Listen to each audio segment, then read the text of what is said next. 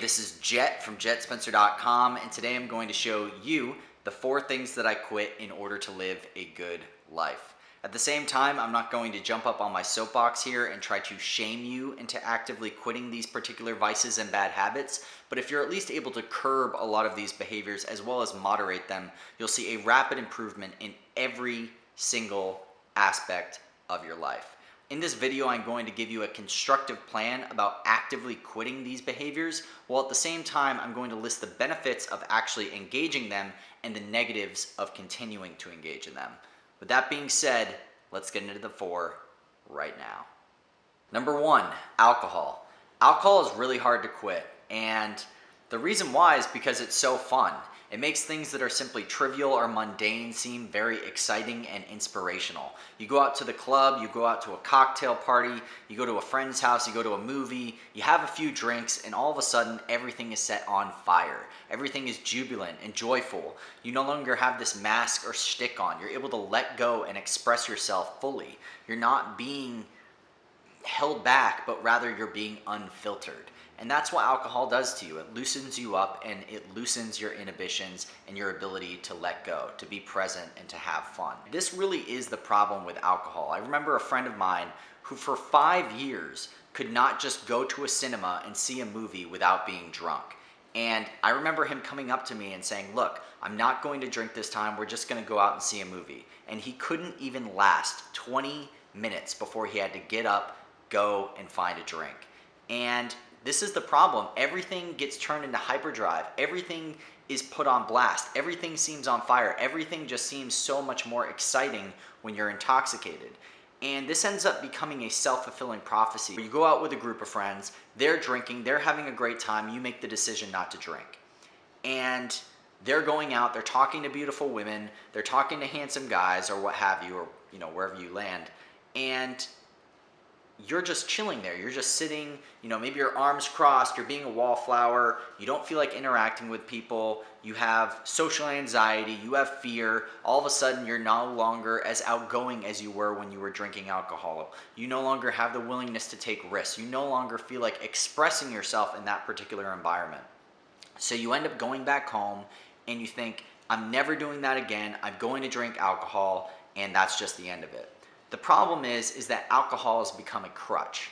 And most people think they're moving forward. They're improving in their social skills. They're improving in their seduction skills because they're drinking. That means they're able to go up. They're able to have no fear. They're able to have confidence. They're able to have that liquid courage behind it. But what most people don't realize is that essentially they're crawling. When you drink and you go and interact with people and you're increasing your social skills, you're crawling.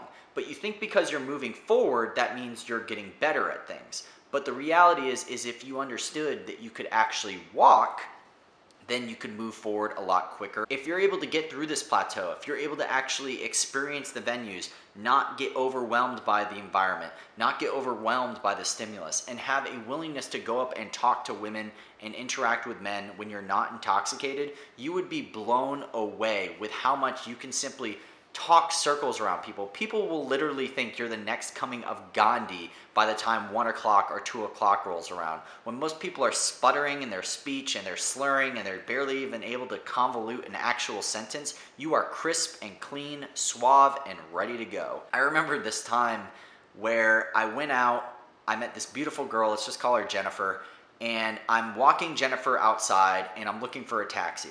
And I see the taxi, but I'm drunk, I'm slow, I'm staggered, I'm not in the zone. And what ends up happening is somebody jumps in front of me, grabs the taxi, and drives off. And all of a sudden, her friend comes out of nowhere, Jennifer, what are you doing? You can't go home with this guy. And boom, she's gone from my life forever. Gets dragged away into the abyss.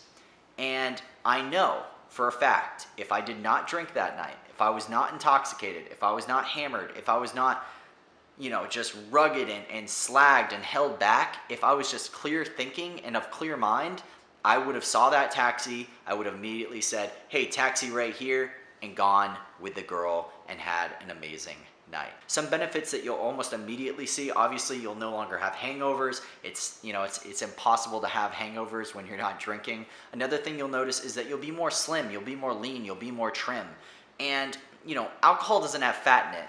It does have carbs, but usually with alcohol comes things like burgers, comes things like greasy food, comes things like, oh my God, we got to go to IHOP, we got to go to Denny's, it's 3 o'clock in the morning.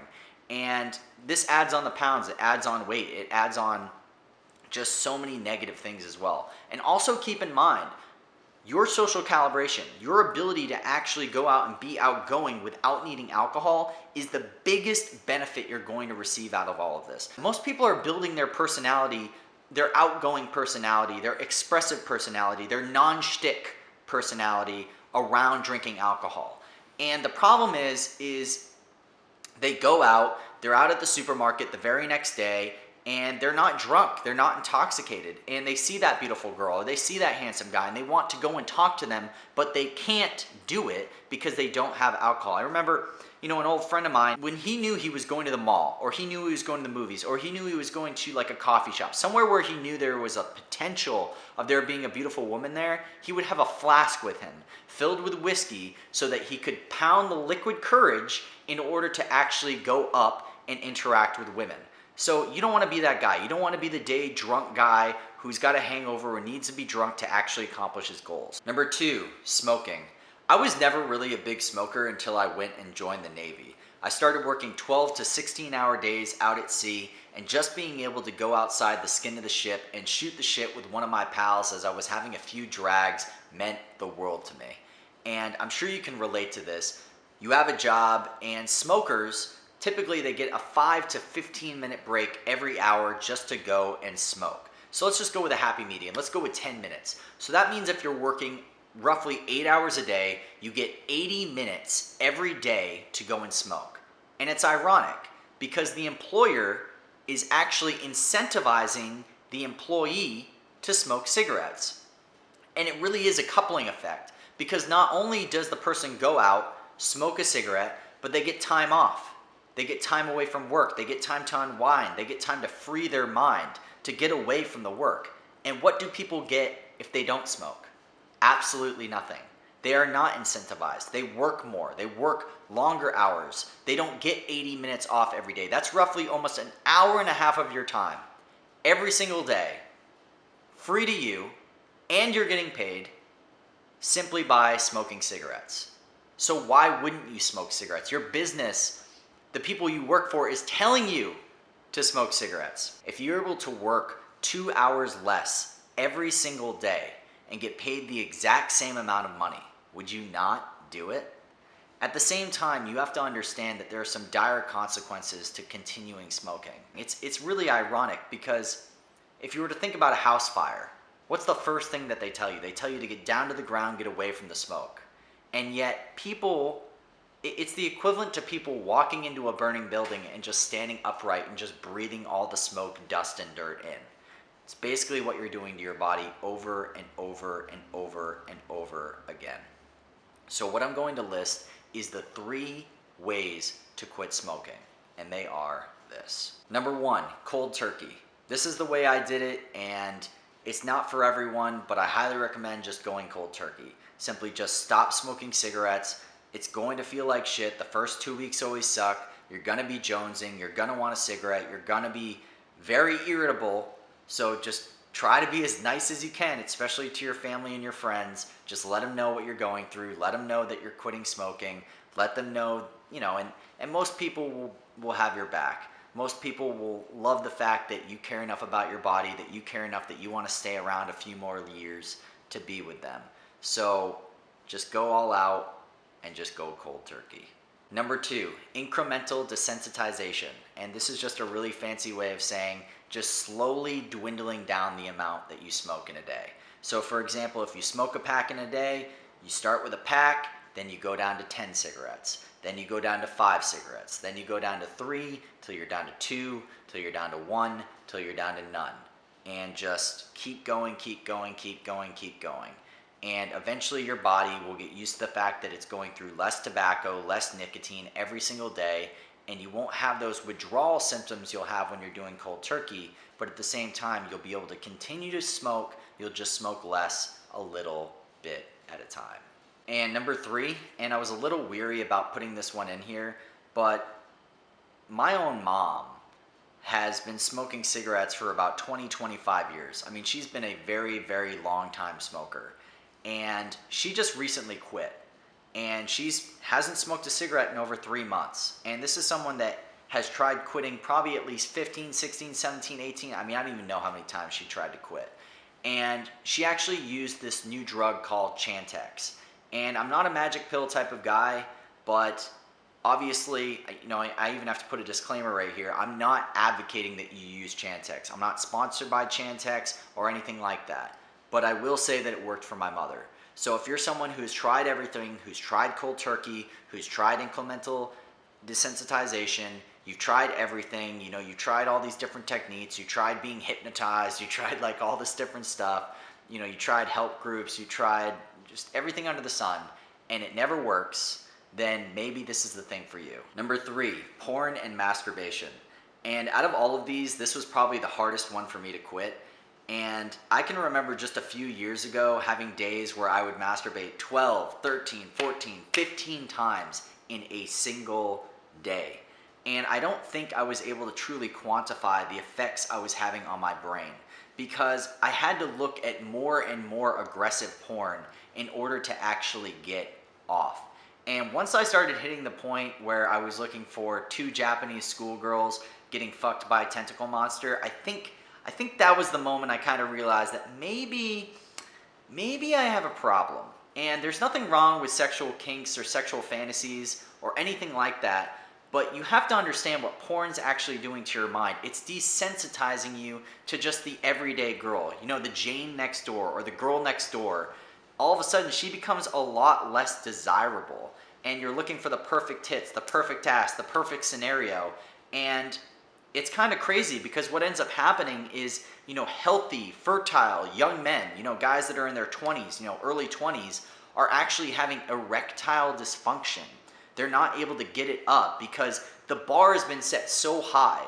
I mean, you can literally start in alphabetical order from the very beginning of your life all the way until the day that you're dead, and you won't even make it through the A's. You won't even make it through anal.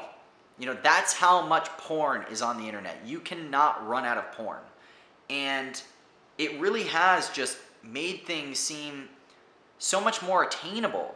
You no longer have to work. You no longer have to put in the grind. You no longer have to go and do those awkward approaches to go up and talk to beautiful women or handsome men in order to actually get good at approaching and seducing and being successful in a dating world.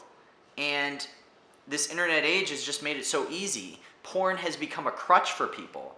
So when you actually decide to quit, you're putting that social pressure on yourself. You're putting that evolutionary pressure on yourself to actually go out there and interact with people and actually go have real sex with a real fucking person.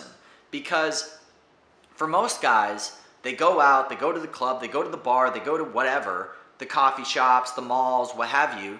They go out there, they have the intention, it's in the back of their mind, meet a cute girl, maybe even hook up, and when it doesn't happen, it's fine. You know why? Because I can just go back home, I can get my lotion, I can get my tissue, I can sit in front of my computer, and I can just whack the old willy. But when you take that out of the equation, when all of a sudden you don't have that crutch, you can't just go home and masturbate because you didn't pull a girl that day, all of a sudden you're going to work a lot harder. You're going to start really increasing your social skills, really putting that social pressure on yourself to really just galvanize and be the most outgoing part of your personality as you can possibly be. When you quit porn and masturbation, the results are almost instant. You'll see more confidence in yourself, more dominance in yourself, your ability to take risks, your ability to be more outgoing, your ability to really just put yourself into scenarios that are challenging to you.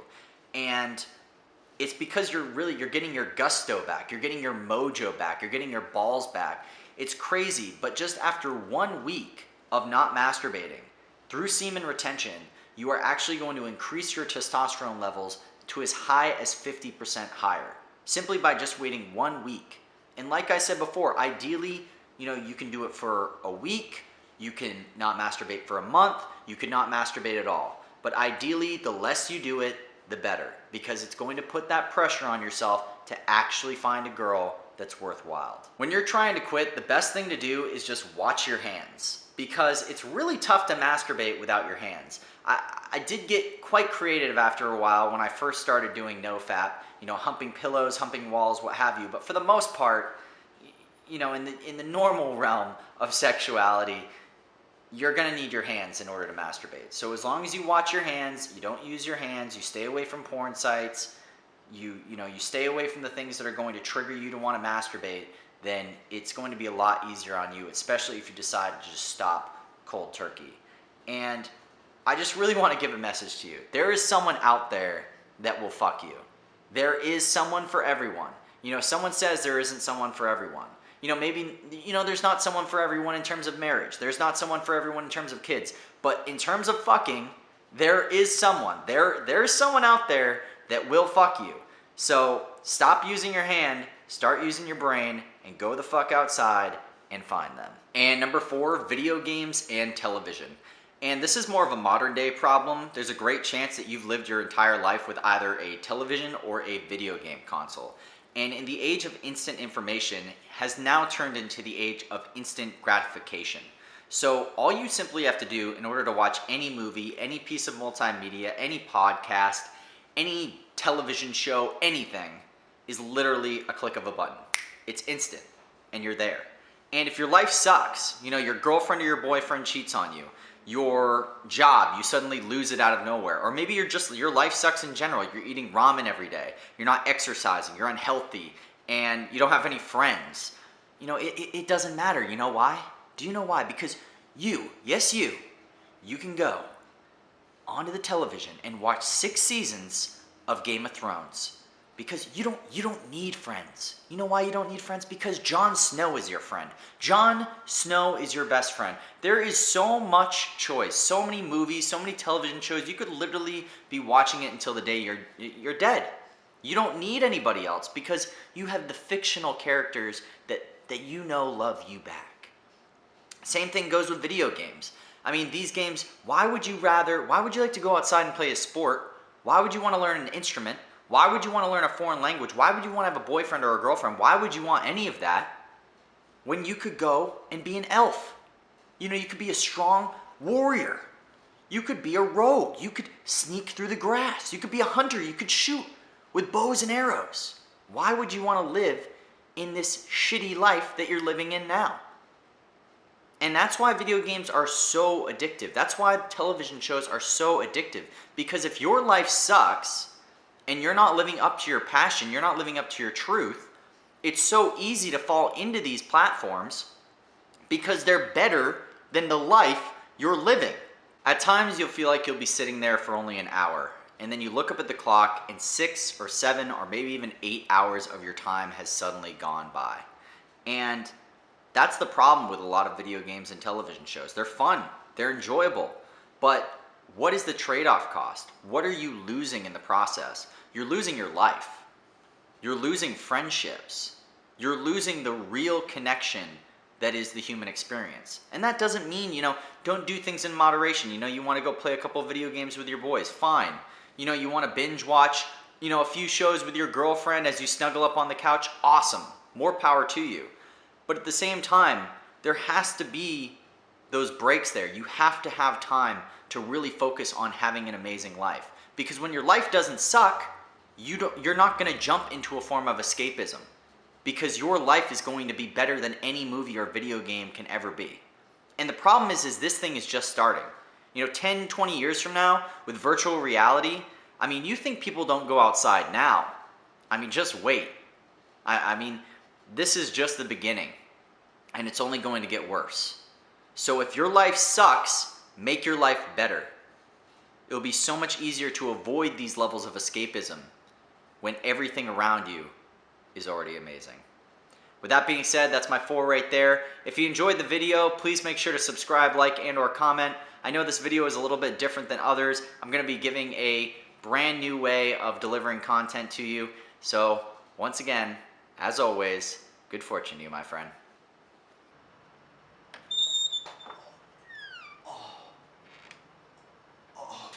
Oh, come on, get out of here.